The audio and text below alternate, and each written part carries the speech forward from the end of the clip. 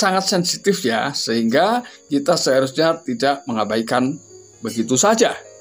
Ya, terima masukan tersebut. Dan dukung terus channel Kang Kumis, mengulas seputar problem rumah tangga, percintaan hingga Assalamualaikum masalah. warahmatullahi wabarakatuh. Kembali lagi bersama saya Kang Kumis. Pada kesempatan kali ini Kang Kumis ingin berbagi cerita dengan sahabat semua ya.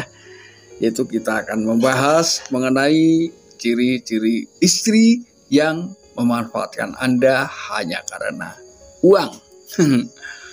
Bicara tentang uang tentunya adalah keinginan semua orang yang ingin selalu memiliki banyak uang. Tapi tentunya bukan harus dengan cara memanfaatkan suami yang mungkin selama ini sangat tulus mencintai sang istri. Namun di sisi lain justru istri berkhianat dan memanfaatkan dari sisi finansial. Nah ini nggak ada salahnya kita pahami sama-sama ya. Namun sebelum lanjut ke topik kali ini, Kang Kumis tidak lupa mengucapkan selamat datang kembali di channel Kang Kumis. Dan juga jangan lupa subscribe, like, dan komen di channel Kang Kumis agar sahabat semua tidak ketinggalan informasi terbarunya. Uang akan mendominasi percakapan seseorang dengan suami ya. Membicarakan uang dan kondisi finansial adalah hal yang penting ketika menjalani sebuah hubungan. Tapi seharusnya tidak berlebihan, khususnya jika fokus utamanya adalah jumlah penghasilan atau aset yang kita miliki tanpa membahas miliknya sendiri. Jadi artinya ketika sudah berumah tangga, aset adalah milik bersama ya. Yang pertama adalah enggan berbagi tagihan, membayar semua kebutuhan ketika pergi berkencan. Seharusnya itu bukan menjadi satu keharusan satu orang saja ya. Pasangan yang enggan berbagi tagihan bisa menjadi pertanda buruk akan intensi pribadinya dalam menjalani sebuah hubungan. Lalu kemudian yang berikutnya, yang kedua adalah marah ketika mengalami kerugian finansial. Pasangan yang marah setiap kali kita mengalami kerugian finansial bisa jadi hanya berusaha mengeruk keuntungan ya dari sang suami ya, yang seharusnya diberikan empati, bukan dikeruk hartanya ya. Bukan amarah atau untuk barang-barang yang sebenarnya bukan miliknya. Lalu kemudian yang ketiga adalah memiliki gaya hidup yang berlebihan. Seseorang yang memiliki gaya hidup berlebihan tanpa sumber keuangan yang jelas bisa jadi adalah merupakan gambaran bahwa wanita tersebut merupakan pasangan yang kurang baik atau bahkan buruk. Mereka mungkin saja sedang berusaha mencari sumber pemasukan tambahan untuk memenuhi hasratnya dari uang yang dimiliki oleh suami. Ini. Lalu yang ketiga adalah meminta uang berutang atau memaksa diberikan sesuatu tanpa menyadari bagaimana kondisi saat ini mengenai kondisi finansial sang suami. Jadi memaksa lah ya.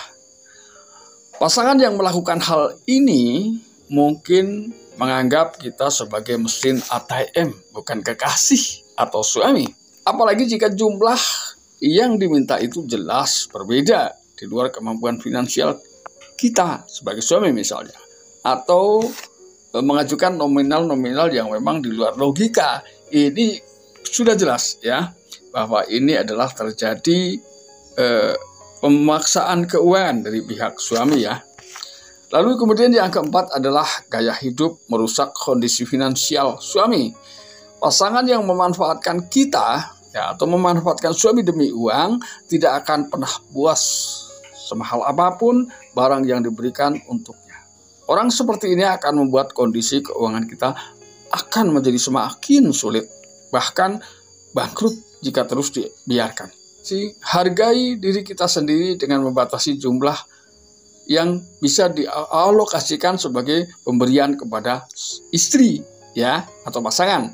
Kita bekerja untuk mendapatkan uang tersebut sehingga prioritas sesungguhnya tidak boleh diabaikan ya.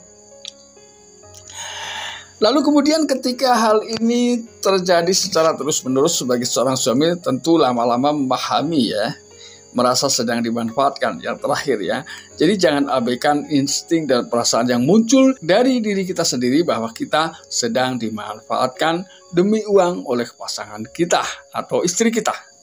Pikiran kita mungkin saja mengenali sejumlah pertanda yang tidak disadari dan kemudian mengompilasinya ya.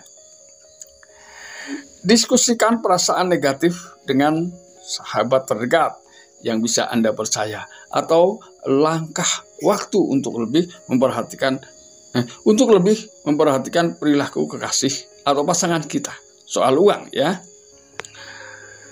Lalu kemudian jangan abaikanlah peringatan dari orang-orang terdekat, ya. Ini saya ingatkan, orang terdekat kita seperti saudara, sahabat, atau teman sekantor mungkin, ya, memberikan peringatan soal perilaku pasangan yang mencurigakan dalam soal uang, yaitu bisa juga suami ada kalanya atau kita ada kalanya memang berkeluh kesah dengan sahabat, teman, karib, saudara, ya, tentang pengeluaran uang yang selama ini digelontorkan untuk sang istri. Ya,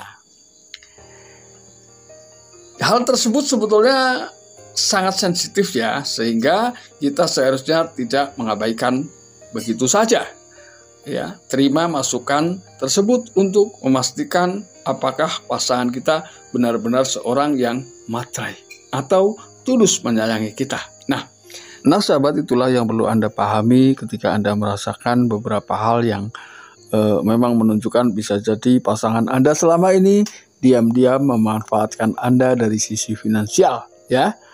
Mudah-mudahan apa yang aku bisa sampaikan bisa bermanfaat buat sahabat semua, dan jangan lupa saksikan terus video-video terbaru di channel Kang Kumis tentunya. Dan salam harmonis bersama Kang Kumis.